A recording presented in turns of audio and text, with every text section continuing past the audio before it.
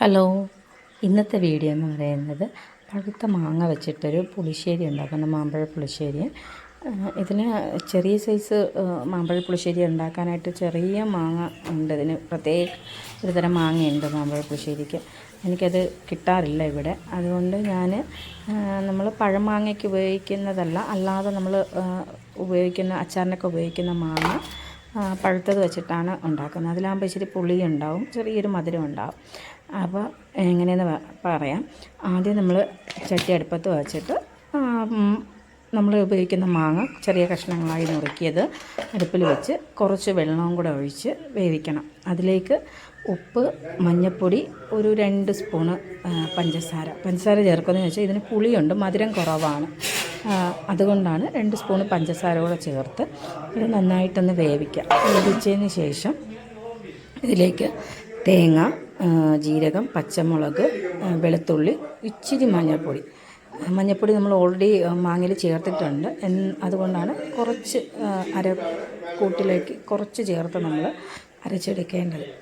ഇത് നന്നായിട്ട് വെന്തിരിക്കുന്ന മാങ്ങയിലിട്ട് നമ്മൾ ഈ അരച്ച് വെച്ചിരിക്കുന്ന കൂട്ട് ചേർത്ത് നന്നായിട്ട് ഇളക്കി തിളയ്ക്കണ്ട.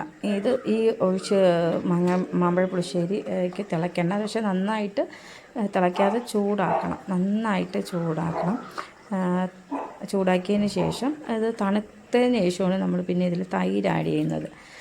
അപ്പോൾ അടച്ച് വയ്ക്കുക. തണുത്തതിന് ശേഷം തൈര് പാക്കറ്റ് തൈര് നമ്മളെപ്പോഴും പാക്കറ്റ് തൈരാണെങ്കിൽ ചെറിയൊരു ഹോളിട്ടിട്ട് നമ്മളിങ്ങനെ പ്രസ് ചെയ്ത് തൈരിങ്ങനെ വീത്തുകയാണെങ്കിൽ അതിൽ കട്ട കെട്ടാതെ നമുക്ക് ഒഴിക്കാൻ സാധിക്കും. കട്ട കെട്ടാതെ ഒഴിക്കാൻ സാധിക്കുന്നത് മാത്രമല്ല, തൈരിന് നല്ല കട്ടി ഇങ്ങനെ നമ്മൾ പ്രസ് ചെയ്ത് ചെറിയൊരു ഹോളിട്ടിട്ട് തൈര് ഒഴിക്കുമ്പോൾ നല്ല കുറുകിയ തൈര് കറി ഇങ്ങനെ കിട്ടാറുണ്ട്.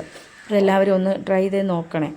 ഞാൻ ഈ പാചകക്കാരുടെ കയ്യിൽ നിന്ന് പഠിച്ച ഒരു ട്രിക്കാണ്. അവരിങ്ങനെയാണ് പാചകക്കാർ തൈര് ഒഴിക്കുന്നത് ഞാൻ കണ്ടിട്ടുള്ളത് പാചകത്തിനൊക്കെ വരുമ്പോൾ.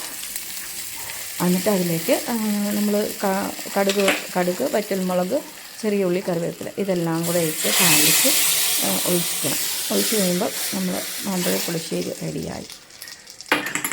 പിന്നെ ഇതെല്ലാമെന്ന് പറയുന്നത് പഞ്ചസാര ചേർക്കണം കേട്ടോ നിങ്ങൾ, എന്നാൽ മാത്രമേ പുളിശ്ശേരിയുടെ മധുരവും പുളിയും എല്ലാം വരത്തുള്ളൂ.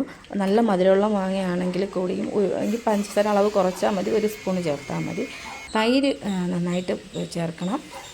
നല്ല കുറുകിയ നല്ല പുളിശ്ശേരിയാണ്. നിങ്ങളൊന്ന് ഉണ്ടാക്കി നോക്കണം. ഉണ്ടാക്കി നോക്കിയിട്ട് ഉറപ്പായും കമൻ്റ് ഇടണം. നല്ല ടേസ്റ്റാണ്. എല്ലാവരും ഉണ്ടാക്കി നോക്കണേ.